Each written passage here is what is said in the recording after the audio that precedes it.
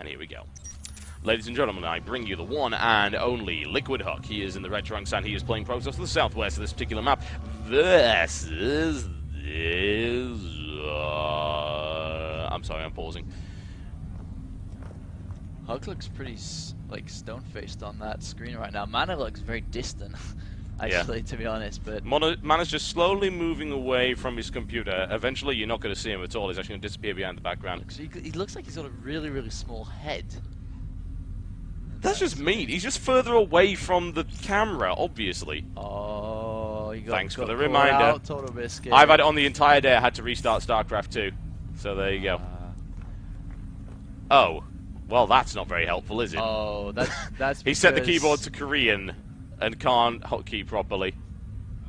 He's going to check. Let's find out. Let's find out. It's fine. Let's go. Ladies and gentlemen, I bring you Mousesports Mana in the northeast. He is in the green trunks, and he is playing the one and only Protoss.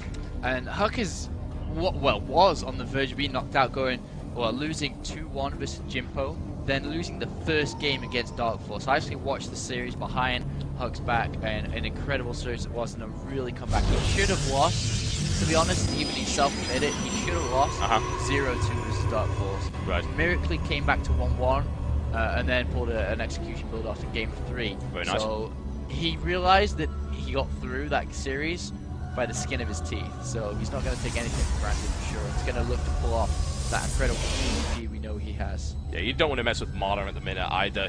Mana kind of went under the radar for a while after the second place at DreamHack Summer last year, DreamHack Winter last year in fact, and then he's been coming back a lot in show matches and online tournaments. He's actually been swinging really well thus far in the IPL too, and he's doing really well in show matches and things like that. I remember him actually beating Jinro quite some time ago, 3-1, very convincing series once again, and he's been polishing up his PvZ, because that for the longest time has been his weakest point, and now he's able to swing really well in that particular matchup as well.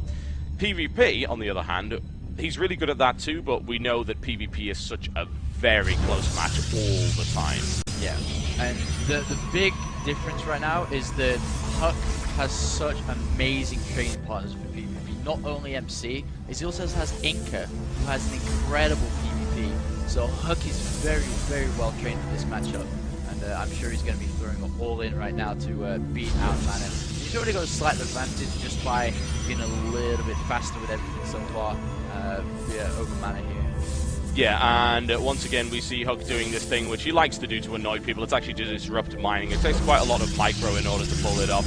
And this is interesting because Mana is deliberately showing his second gas right here to Huck.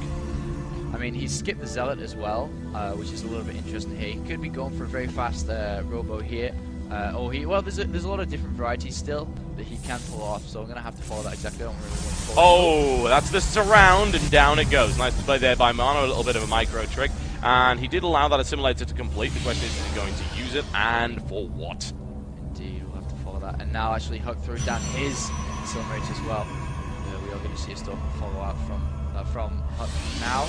We'll be able to get rid of that probe finally. It does leave anyway, but the thing is that probe is still alive to be used for an additional pylon. And look, that was the cancel. The gas. Yep, smart play there, and that is going to be 1 gateway, 2 gateways, and will we be seeing an aggressive 4 gateway play? It's looking extremely likely right now. Indeed we are. There goes the 4 gateway, so we're going to see the 4 gate, and let's have a look over in the base of Mana. Yet there is nothing there, just 1 Stalker's going for a second Stalker straight away. And I mean, he must be feeling like, alright, I killed the initial probe, which is probably the biggest threat in here, but that probe is going in the wrong direction for Huck, and Mana's going to scout it, and if he kills that probe... Yeah, if he's able to nail that down, that's going to be great, and Mana inexplicably is not turning around. There we go, and now he will look to deny this probe immediately. It will die, and that's going to make aggressive 4 gateway very, very difficult indeed, and the Twilight Council is the response for Mana, which is absolutely the right thing to do. And yeah, Mana's in pretty good shape right now. I mean, he's got to be careful because that probe will make a difference here, and it will go down. He's taking a few hits as well. Mana looking pretty good now. He's got a gateway to begin a wall off here on the front of the ramp. It's going to make defending this very, very easy. And we're going to be seeing that blink being researched immediately now from Mana. Launching off for DT. It's going to be so dangerous. It's going to take so long to get up. Is he going to do it?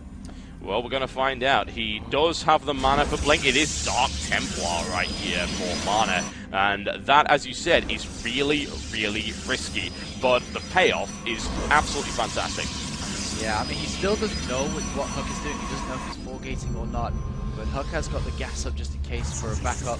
But right now, he's being quite aggressive with this. We'll be able to put a lot of pressure. But this wall up here with this base is going to be quite hard to deal with. Yeah, that it is. And the force field is placed in the right place. The problem for Mana right now is he doesn't warp in any more sentries. And the chances are he's not going to have the energy.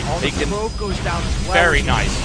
But here comes the push right here, and he doesn't have any more force field energy. The Dark Templar Shrine might end up getting scouted right now. Huck with good target fire. Down goes the sentry. And 2 more Stalkers available. Even a full warp in right now will not stop this pressure. And I have a feeling that DT Shrine was not the right choice. Going for Blink might have worked out a little bit better. He's warping in the Zealots right now. He's trying to survive as long as he can, because if he brings the DTs in, then Huck will have to back out. Huck is responding immediately with a robotics facility. However, it's not going to be up by any stretch. Mana needs to surely pull these probes now.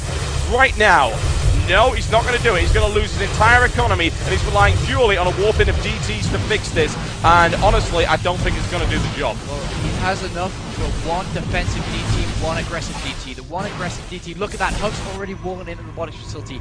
He knows how important 1 observer will win him the game. If you cannot get that up, he will lose the game. It's as simple as that. Yep, that's very, very true. This is Knife Edge right here. And look at that. Huck deliberately blocking off the path of the Dark Templar. But now it's found its way in. Will it do the DPS? It will. Oh! Huck! Very nice right there. Forcing the invisible Dark Templar out of the way. And Mana chopping his way through. Chrono boosting the Observer right now. And this is where things get tense. If this goes down and Mana gives it up, GG, he knows he can't do it. Force field and a half right there from Huck. Could that have been